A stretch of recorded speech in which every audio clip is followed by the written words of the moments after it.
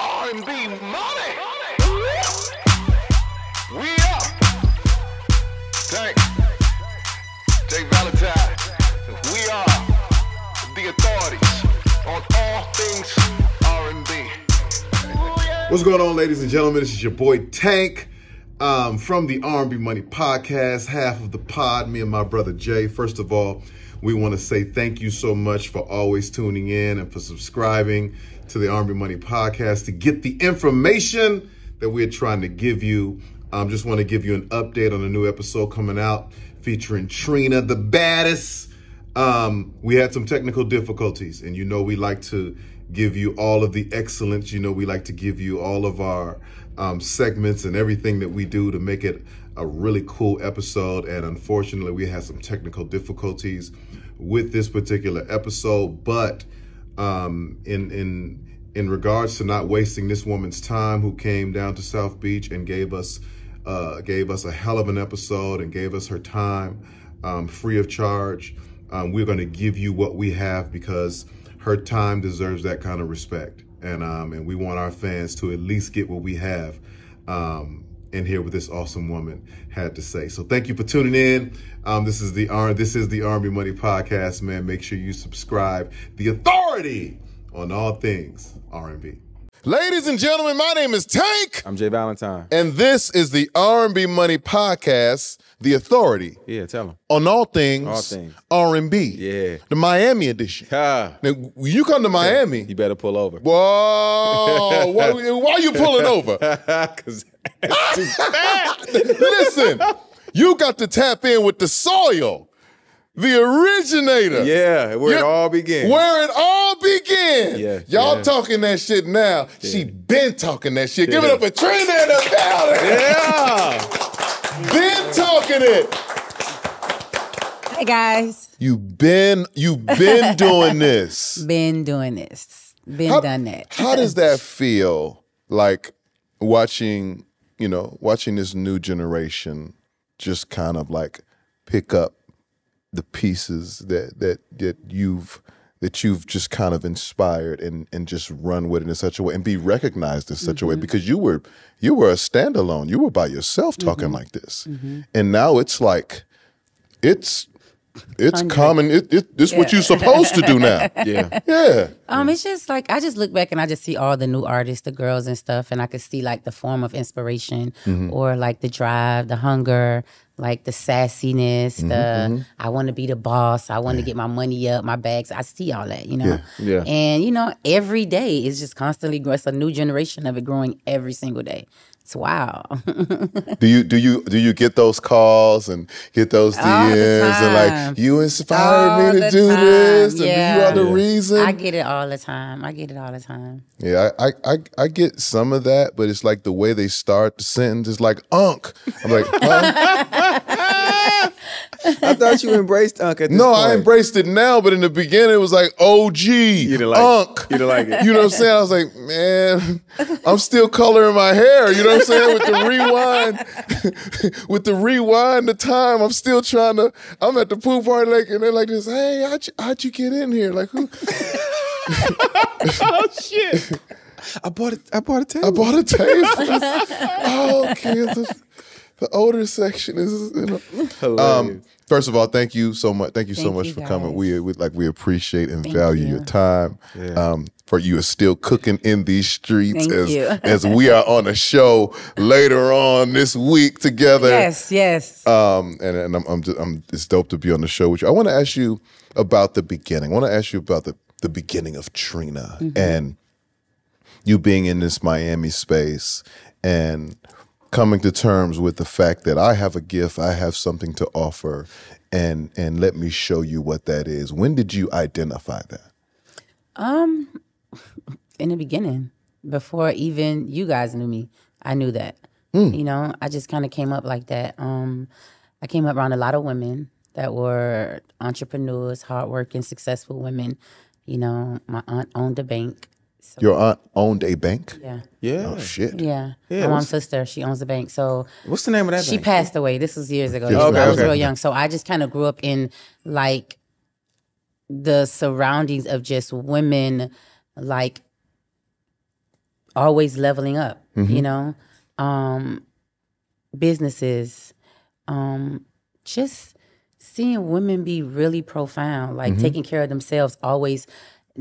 You know, I didn't see like, you know, I need. I didn't see like that. I didn't see like the women I grew up around. I didn't really see them sit around and wait for anything. They didn't have a handout. No, they were the hands. They were the hands that was handing out. You know, they was the bosses. They was the, you know, the women in the nice cars with the nice business, the nice home. This is the stuff I saw growing up all the time, all around me. So all my friends, this is what we aspired to be like these women. How can we have our own money? I want my own car, like this is the stuff that I, you know, wanted to see. So I always, that was before I even became, you guys know me. Like, I mean, I'm from Miami. This is a big place. So everybody already knew who I was just because of my upbringing. And then when I decided to do music, it just made it like, you know, like 10 times even more intense. But I already had that vision. Like when I started doing music, I fell in love with the women that were like, oh my God, this is, you make me, you know, happy, or that song you did, got me through my heartbreak and I wanted to just kill my husband and I just listened to you and I just, so much of that. And I used to be like, you know, like, wow, you know, like my husband cheated and I gave him another chance. I'm not giving no more chances. So I was the one that was like, you know, wow, more power, the strength, the hugs, the love, and the energy, the attitude, you know, the determination to be able to walk and stand on your own. Yeah. And that was how I set myself up. Like everything I did, I wanted to do it. I wanted to make sure that my affairs was in order. I had everything that I needed. I had my own everything. And my business was organized. Like from the rip. As soon as you came from the start. Yeah. Like, you know, from the start. Like, I mean, it's music, it's fun, we travel and we performing, but that's still a business. Like I never got so caught up in the fun till I didn't understand the business. That's why 20 plus years later, I'm here because I understood the business from the beginning. And I tell a lot of girls now, like, you know, they ask me for advice and stuff. I tell them that, like, it's all fun. You go out, you know, you got your ones, you in the club, you popping bottles, you having a good time. And you're supposed to have a good time. You young, you living life, and we only get one life. But you need to be really precise, ideal, and strategic about your business. Making sure that you are setting a ground for yourself, making sure you have for yourself, making sure you don't run into a brick wall and everything, the door is closed and you like, what all happened? The whole star went away. No, you gotta understand that this is still a business, even though for us it's still it's a craft, it's art, and people adore it, you know.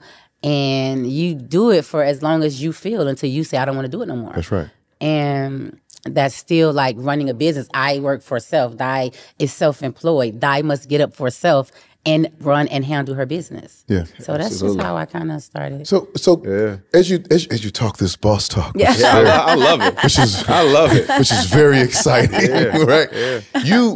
You had the foresight in terms of understanding, you know, to make sure the business was taken care of, to be on top of your business. But I feel like also you understood all levels of the music business even before you even kind of embarked on it. So choosing to be a rapper was definitely a concise choice, because coming from these boss inspirations who owned, you could have easily chose management or just be part of a label or just be like, you could have chosen all those things. What made you choose to be in front of the microphone? Because I felt like I was a star. I need to be in front of the camera.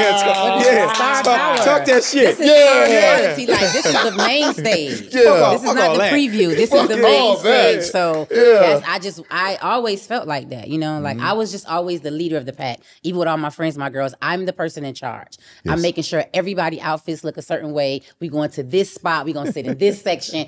Everybody that was me. Organization. All the girls got to be looking this way. Like that was my thing. So I knew when I started doing music, I was gonna like run everybody crazy because I knew exactly what I wanted. Do you go as far as like, yeah, you're not gonna be able to sit with us with that on. That's not going. Oh yeah, no. Look, you before know y'all go what? out. Tonight, this is not that we're like all black affair. You're gonna have to change. Yeah. No, it's like, it's respect. Like I just want you to look respect right. I don't want you to look a crazy. Everybody knows that about me. Yeah. Maybe you should wear something else. Like what's the other option? Or you look beautiful. This is it. Like, that's just me. Everybody, if it's an all black affair, everybody's wearing black. Don't come in here with your sob story about why you have on yellow. We're not accepting that. Don't come in here with your sob It's story. organization, like formation. Yeah, we're not doing that. So I just kind of structure like that because I just like to be organized and just this whole little, thing. There is a certain sexiness to order. Yeah. You understand what I'm saying? And when it looks a certain way, because we can speak from the guy's perspective. When we look at the section and the section is curated, the right way. Yeah, we want to send some flowers and maybe a couple bottles to that section. Hey, you tell them that they doing the right shit over there. Right. That's a good section. That's a good section right there. And you never want to have to tell one of the homies, you got to take one for the team. You see the one in that yellow That's you wrong with the sob story. You got to take one for the team tonight, dog. Nah, man, you don't do your homies like that. Jacob, we need you, man. The one in the yellow. The one in the yellow. That's you. We gonna focus on all black. So let's get to these records. Let's get to Right? the So records. you're curating your section and the homies and y'all moving a certain way. And then nigga. Oh my God. So now, The way you just even come in on the record. Is that the first rap song you record, or are you already? no, that was the first rap song I recorded. That was kind of like me doing a favor for Trick. It wasn't really like it turned into a record, but that's not initially what it started out as. It started out as, before I even heard the record, Trick was like kind of on the phone, kind of like just talking, rapping, whatever he was gonna say on. Hold on, can I go back to you and Trick getting on the phone? How do y'all meet? Is this a I met long... Trick when I was in school, like way younger. We was in school, but Trick ended up going to jail. So I've never seen him no more until he was out of jail. He was grown, but this was way years later, and I think like 6-7 years after. And then he always would say he wanted to music. He wanted to rap so bad. And like all of our girls, he would always be rapping and stuff. We used to be like, okay, already. Go shop a deal. We're not a record label, like already. And so once he got out of jail, he really like all the raps that he was rapping in jail or whatever, he brought it all out and he went directly to Luke to go do music. And he did a song, he did his whole thing over there, and then after that, he got signed to Slip and Slide Records. Yeah. And then it was like, okay, you elevate, you move from one thing to the next, and then he had put out an album on Slip and Slide, so we just already knew him, so we always would support him. Yeah. Go to the videos, me and my girls just hang out and just go show him love, and because he really got out of jail and did like said, I wanted to do music. Yeah. And then, so now it's the second album time, and then... he just called me one day. It was me and my friends in the car. We was on our way, I think, to the flea market or something like that. And he was just like, hey, I want you guys to come by the studio. And we was like, no. It's going to be a whole bunch of people over there. Like, no, what for? He was like, no. It's just going to be me. And he was calling out the names. And we was like, because I'm the person that I always say, who are going to be over there? That's me. I'm always there. You him. That's me. Who's all over there? So he was kind of saying who was over there. So it wasn't a lot. So we was like, what do you want, Trick? And then he was just like, I need you, Trina, to come like talk on this song. I need you to just come get on this song. I was like, get on the song and do what? And he was like, I'm gonna let you hear it. And he just started saying it on the phone. And I was like, what are you saying? You don't know Nan. Like, what? He was like, Nan. And I was like, Nan meaning like nobody's better than you. Like Nan, like nothing is better. And then he was like, yeah. And I was like, all right, we'll see. So we came over. And when I got to the studio, he played the record. And I was like, what in the hell is happening here? You wasn't feeling it? It wasn't. I wasn't feeling different? it. It was just like, whoa. Like he was just talking, you guys heard the record. He was talking this talk crazy. Yeah, and so, mind you, it's just him on the hook and just saying it. And then he was like verbally saying his verse. It wasn't done yet though. It was just kind of, so I was like, well, what the hell am I going to be doing on the record? And then he was like, no, I just need you to go in there, take your friends. I had my girlfriends with me, my god sister and some of my homegirls, and just all y'all go in the booth and just I need you to just like talk the talk. Like I need you to just like it's like guy versus girl. So if a guy is just kind of coming at you aggressive and, you know, whatever, I need you to just go like 10 times and say that. You're going to hear what I'm going to say, and you just go off of that. Respond back to him. And so I'm in there, I'm saying all kind of stuff, and my friend's like, no, that's not nasty enough. Say this. And we taking stuff away, we laugh. It was just a whole production this day in the studio. Yeah. And so when it was finally done, he had left. Trick left the studio, so it was just us, myself, me and my girls, and the engineer.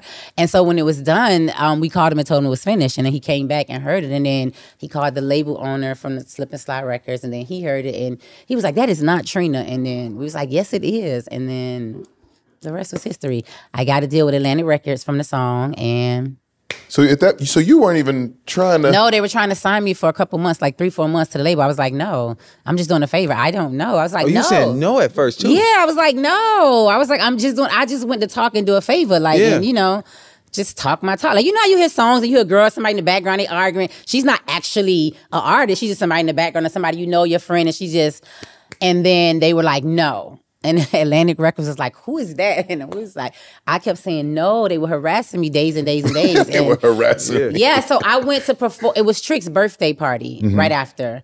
And they was trying to release the record. And they want, I come to his birthday party. I was like, okay, cool, I'll come. So I go to the birthday party. I know he's going to perform and do his thing, but I'm just here in full support, me and my friends. And as we there, they played the record. He was going to perform, and they stopped playing his records. He stopped playing some songs, and then I remember the record came on, and they told me, well, we want you to come out on the record. And I was like, absolutely not. Like, that's not going to happen. It's just not. It's not going to happen. And so I remember it was like, it was a club. It wasn't a really big club, but the stage was not so big. So we were like behind the stage in this little VIP area. That's where the party was at before you get out to the main part. And he came on the stage and he started performing. So I'm in the back standing by the curtain. You know, we stand up, me and my girls, we looking, we just partying, having a good time. And so they kept saying, you have to come out. I kept saying, I'm not coming out. And when the song came on, him and like one of my other friend guys, they came, they pushed the curtain open. They was like, to show the crowd, it was me. Like, this is the girl. Yeah, like this is the girl who's saying it. And as soon as they did that, they were like trying to grab me to come to the stage. And the girls, like right when I was talking, the little like, hold up, that little part. Yeah. I was standing right there, and the girls in the crowd, like, just said every word to the song. I'm talking about, I didn't open my mouth and say nothing. Wow. I was just standing there looking like, what? And it was, that's how it just started. That's exactly how it happened. Was that the bug? Was that the thing that said, like, I need to feel that again? Yeah. No. It was one more after. No, that's still it wasn't that. That was the one thing. So then after that, now they invited me. This was a performance. This was like the first performance of Trick's new album. It's at a college town. It's in Tallahassee, FAMU. So we're going to go to Tallahassee. So we all excited. Like, okay, we'll go. Let's go. And that was the bug. That was the one. Because it was like, this is a big venue. It's a big stage. And I mean, the song is one bar. So by the time Trick, he didn't really do a lot of songs from like the previous project. He did a couple songs from that, and maybe it was like a 30-minute set. So this song now particularly was the last song that he do. And when it came on, you could just see the crowd just inflaming. Okay. Everybody's going nuts. And now it's time for me to come out. And then you just hear the girls, everybody just screaming. I could hear them in the back. I'm looking, peeking. And so by the time I came back, at this time I came with like my friends, some dancers, everybody, a whole full production. And then we came out and I did the song, and I don't know, I was like, what is going on? Like, what did I create? I literally didn't have to say nothing. They said the whole song. Like, I couldn't even, I was starstruck, like looking at them like, what? And then that was it. And you still don't have a deal yet? Are you, at this point, do you have the deal? Have you given in and actually did your deal? I didn't think I had the deal at the Tallahassee thing. I think right after Tallahassee, I did the deal. So were you able to, right after that. So now you have this hit record that's out. Mm-hmm. You kind of playing cat and mouse with the label. Mm-hmm. Are you able to create a bidding war, or do you say, I'm still going this way though? Well, it wasn't no bidding war. It was just Atlantic. They just came through with that pressure. Okay. Like, this is what they want to do. This is the deal. They're going to merge with Slip and Slide. Mm-hmm. This is the deal coming through this Trick and Trina record, XYZ. And it was a great deal. And I did it. And then immediately, because this was in 98, then the record came out, and then we went on like all these different tours, like right after for the whole straight year. But in the midst of that whole year of touring off this record, that's when I was creating my album. So it came out in 2000, directly right after the record. So it went from that to that, and it just started. Because it's like you were just having a good time. Yeah. You're just having fun. Yeah. And stumbled on. Yeah. And you were able to, in a sense, practice with a hit record. Yeah, because nobody gets to do that. Yeah, usually people go out there, don't nobody know them, they don't know your songs. Oh yeah, and then I had, in the midst of that, another thing, because right when we did Now, I had did What's Your Fantasy remix with Ludacris. Oh yeah. So that record was born, so I had 2 records. Oh, shit. And so I would go on the road with Ludacris, go on the road with Trick. So it was back and forth, back and forth, back and forth. You was so, hot. Yeah, it just had kind of happened real quick. All this is before I put out my first single on my album. So I had both of those records like out the gate. And are you doing any shows by yourself, or are you just like, okay, I'm going to just do their shows with them? No, I just did the shows with them. I didn't do no shows by myself until my album came out. Okay. Because then it was all me. Okay. Yeah. So you waited. Yeah. You waited. Because why I was doing that, I had just got the deal signed. And then Atlantic was like requesting I put the album out like right away. Like, you know, like they want my album done now. Wave. Yeah. Yes. And so I did it within the year while I was on the road working with them. So when you do your deal, because we like to ask, you get your check. Get your check. I know What you buy? What you buy? I didn't buy anything, actually. You buy nothing? Nope. I actually, this is just funny. I didn't buy nothing. I gave the check to my mom, actually. And my mom... Well, I had introduced my mom into like buying properties, buying stuff, flipping it, and, you know, buying, selling, whatever. And so when I first got the check or whatever, it was like I was already working and I was good. I was making money, so I didn't really need the check. Yeah. So I just gave it to her. And here I go. My album came out the first year. We worked on the album. I'm doing videos. I'm traveling, touring, whatever. The second year came. I'm still on the road. I'm working, but I'm creating my second album at the same time.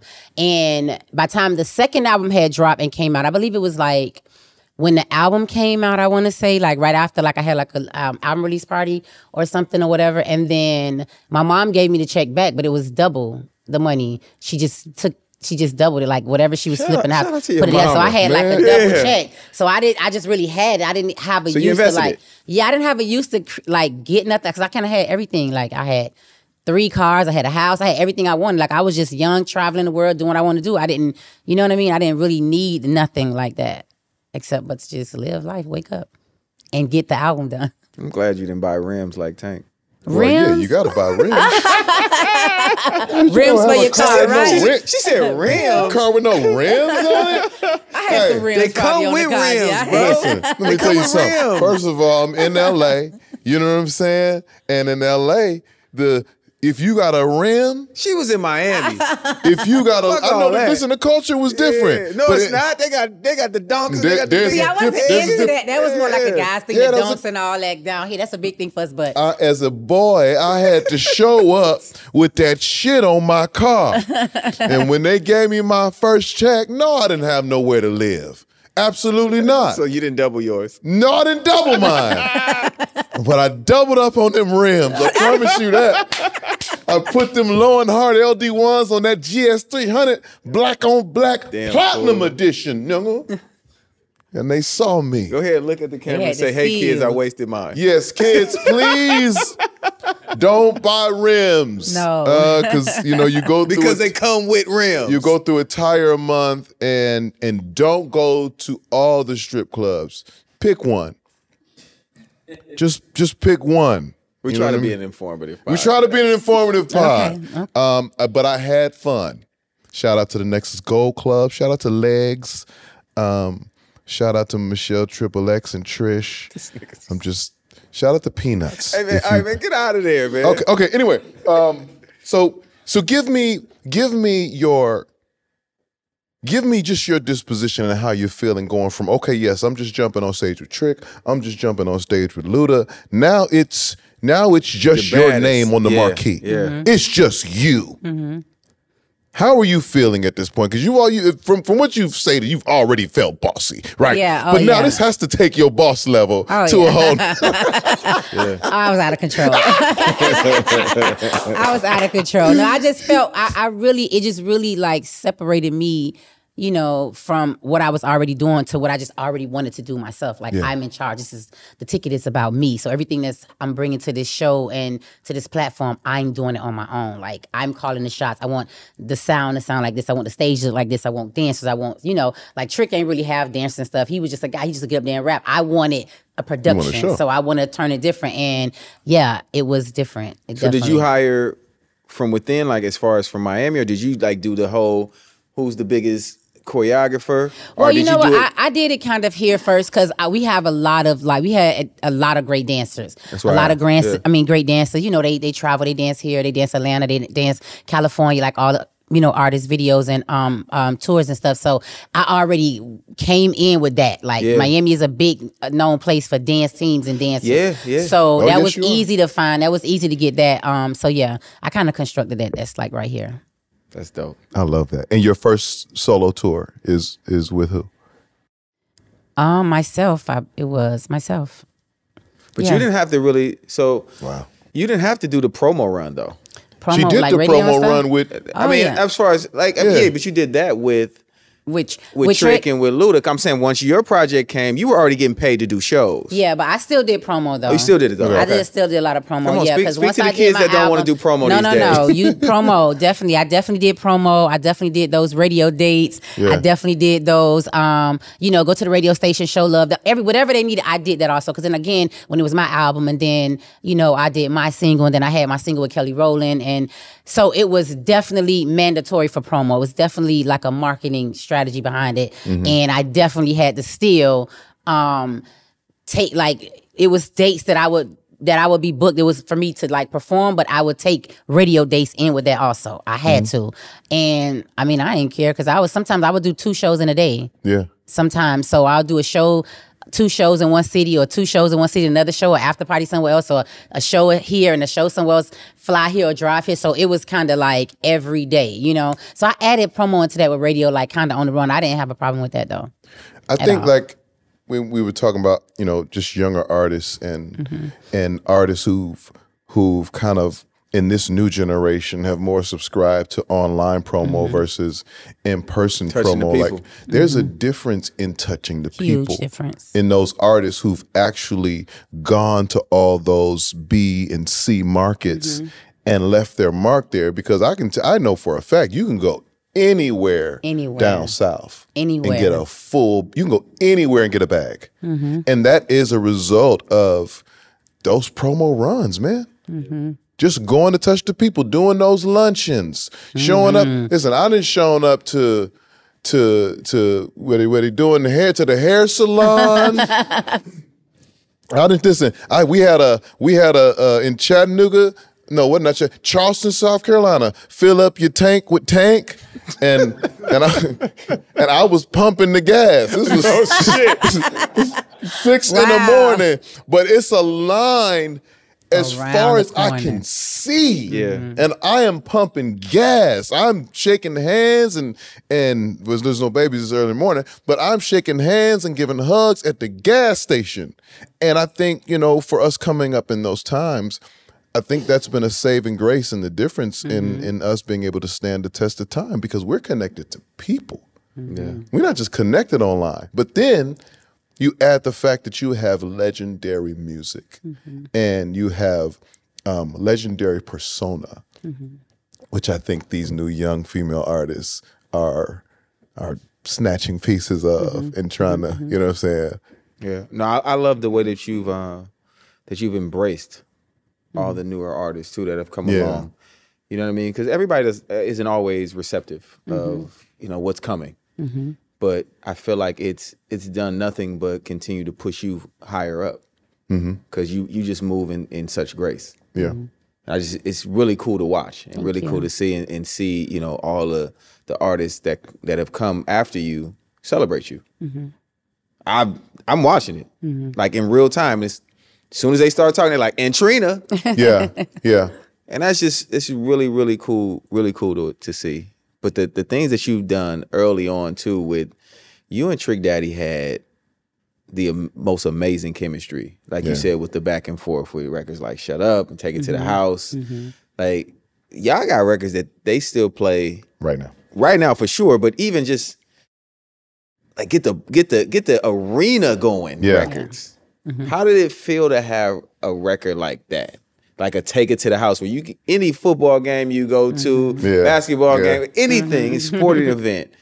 Because that's not like, okay, yeah, we at the club and it's going to get its burn. No, this is little kids in there yelling, take it to the house. Having fun. Everybody's having a good time. That's a great feeling. You know, like we got a chance to perform that record at the halftime for the Dolphins game. Right before the Super Bowl. And, you know, like you said. Super Bowl? Oh, that's it's like, you know, it's just kids, everybody. It was just one of those records that everybody's having a good time. They just listen to the beat. They just listening to the whole harmony and us just talking and, you know, and it's just a fun record. I think that's like a universal record. It's a record you can put on the party, a barbecue, you know, a game, a kickback, whatever you want to put it on. And it's just one of those records that has still been standing all these years. Yeah, you got so many hits though. Yeah. You got so many hits from the club to Thank you. And it's one of those things you kind of like if you pull up on a girl and she playing Trina, you're like, okay, is she on one of the talk shit records or some cool shit? I don't really know. What mindset is she in right now? What did I do? Huh? What did Trina do to her today? You know what I mean? Like you gotta figure out how that go. Here we go. We're gonna make a Voltron. Okay. We're gonna make your super R&B artist, and you got to put this artist together with artists dead or alive with these qualities. Who you going to get the vocal from, the performance style from, the styling from, and the passion of the artist, the heart of the artist. Who out of all the artists you love and know are you going to get the vocal from to make your super artist? One vocal. Whitney Houston. Yeah. Shit. Top tier. The voice. Okay. Who are you going to get the performance style Beyonce. from? Okay. Well, then. Okay, no doubt. If you know, you know. You know. I went to... Okay. Anyway, the styling. Who gonna put the fly shit on? Fly shit. Man. I'm gonna go with Patty. Yeah. She gonna come through with a clean, nice, clean one. Easy. Easy. My grandmama used to make me watch Patti LaBelle. You see how she the hair used to be out doing the thing. That look like a hat. What? And the passion of the artist, the heart of the artist.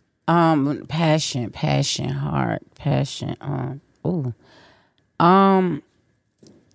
gonna go Fantasia. Ooh. Yeah. She gonna kick off them shoes and get the into shoes it. off, start sweating. Yeah, she gonna get into it. 5 minutes in. She's gonna get right into it. Yeah. I cried Yeah. when Fantasia won American Idol. Yes. Like She deserved that. She deserved that. Yes. like she did something to my soul that She deserved it. that just doesn't happen. I cried when we was on tour. We was on tour together. I just cried. All right, here we go. Yeah. As you notice, I have theme songs for a lot of this shit. Okay. I ain't saying no names. Hey. I ain't saying no names. I ain't saying no names. I ain't saying no names. Where you was, who you was with, what you did. Don't say shit. I ain't saying no name.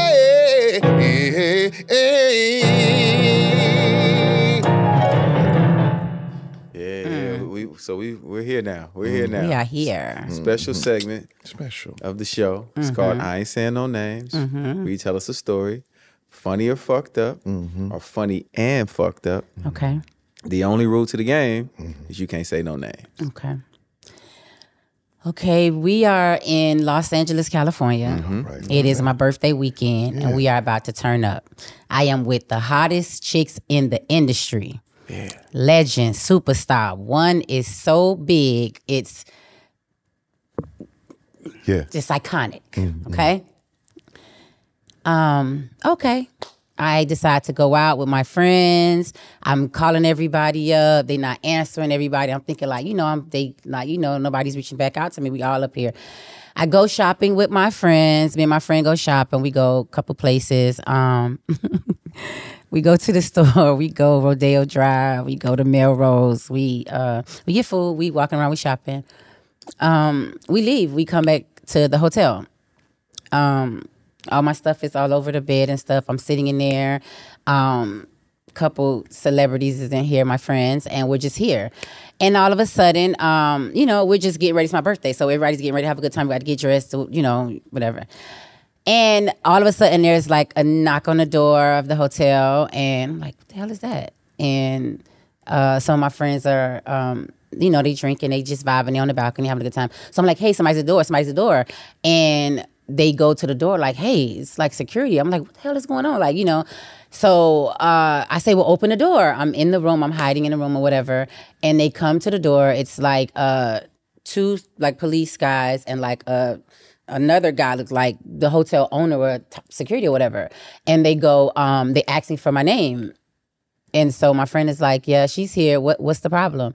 And so I come out the room, out the back. I come to the door. They're like all standing right here. I go to the door. And they're like, hey, are you such and such or whatever? And I'm like, yeah, that's me. And they're like, they have this paper. It has a picture of my driver's license. And I'm like, what the fuck is going on? So we look and I'm like, yeah, this is me. What happened? And he was like, were you with someone today out shopping? I was like, yeah, I was shopping. He was like, were you guys shoplifting? What? I was like, shoplifting. I was like, so I got very Miami. Shoplifting? Me? Do you know who I am? I just went crazy. Like, no. I got all this stuff. I have all this stuff. Whatever. Mind you, my friends are here. They're celebrities. They're all sitting here. So I'm just, first of all, I'm embarrassed. I'm scared. Oh. The police is here. Shoplifting. So I'm looking at my friend like, there's like, and she was with you. And I was like, yeah. And the guy goes, we have you on camera for stealing something out of a store. So I'm here. The guy already came to the door. And I looked at her and I go, were you stealing? And she said, and I just instantly bust out crying. And they were like, you know what, you guys come with us. And they grabbed us up to the door, put our hands behind our back or whatever. And at that time, as soon as my hand went behind my back, I just heard something go boom. And it was a music box pop on. And the guys with the police things are taking off their clothes. They started dancing. So my other celebrity friends are at the door. They in the back. They on the floor in the hallway crying, laughing, screaming, laughing. And when they come in, I was so mad. So I couldn't even, I didn't even realize them like starting to do the striptease thing. I was so mad I couldn't get unmad. It was like, happy birthday. And then everybody just came and everybody's having a good, I was so mad. I was like, stealing, Rodeo Drive. What? How do you get my ID? My friend took a picture of my ID, zoomed it in. It was a big plot. But my friend, my celebrity friend, her security was the guys that came to the door as security. I never saw her security before. So I'm thinking these big guys, these are like police and security. Yeah. He's talking about, it was so not funny, but it was so funny after. I was pissed off, but I had a good time after. But boy, this group here, it was like one of the best birthdays ever. Oh, that's great. Yeah. That's great. Yeah, I was waiting on Ashton Kutcher to pop up, like being pranked. Like, what's happening? Like, what? Her saying though really probably sent you. Like, you didn't have to do that, motherfucker. I'd have paid Oh for my God. Yeah, I was looking at her like, what? Stealing? Like, what? It's my birthday weekend. Like, what? And she went right on it, but she was like, just a shirt. Just a shirt. Just a shirt. Everybody in the room was just trying not to laugh so hard during the whole time because I was at the door like terrified with my hands in my back and like, what? And my eyes were big. I was like crying and everything and I was just so embarrassed. And I mean, when I seen them peep at that door and when I seen them, once the guys came in, I see my friends on the floor. I'm talking about on the hallway of this hotel floor laughing.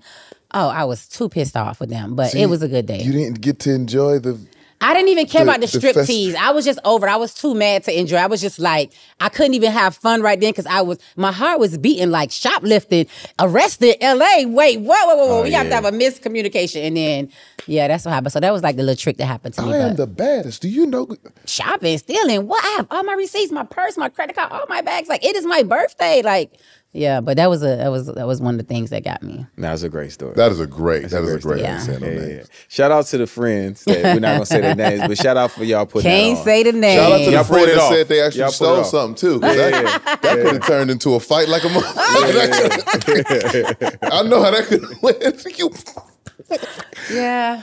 Trina, listen, we I mean, your essence is legendary. Thank you. As you continue to see these young ladies with more confidence, more business acumen, and owning who they are as women. You are part of creating that legacy for us. So we appreciate you. Thank you.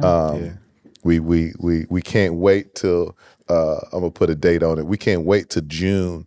You know, we can't wait till May. I'm just throwing months out there. You know what I'm saying? I'm not trying to apply no pressure. You know what I'm saying? I'm just praying that maybe sometime in May, June, you know what I'm saying? New Trina. I'm just putting that in the atmosphere. Because we going on tour, and if she want to pop out, you know what I'm saying? We're going, anytime. Anytime. And if you need us for anything, man, this is a home for you. Whatever you need us to Appreciate say, do, promote, show up to, whatever it is. We are there. Thank you. We are absolutely there. Thank you, I'm guys. sure up in one of them police suits. You know what I'm saying? Not that Was y'all suit. shoplifting? Nigga always want to take his shirt off. Who stole some Relax, shit? dog. That's what I do. That's my job. Ladies and gentlemen, my name is Tank. I'm J Valentine. And this is the R&B Money Podcast, the authority on all things R&B. And this has been Boss Talk with the Baddest. Please make some noise for Trina in the building. Yeah. Thank you. R&B Money.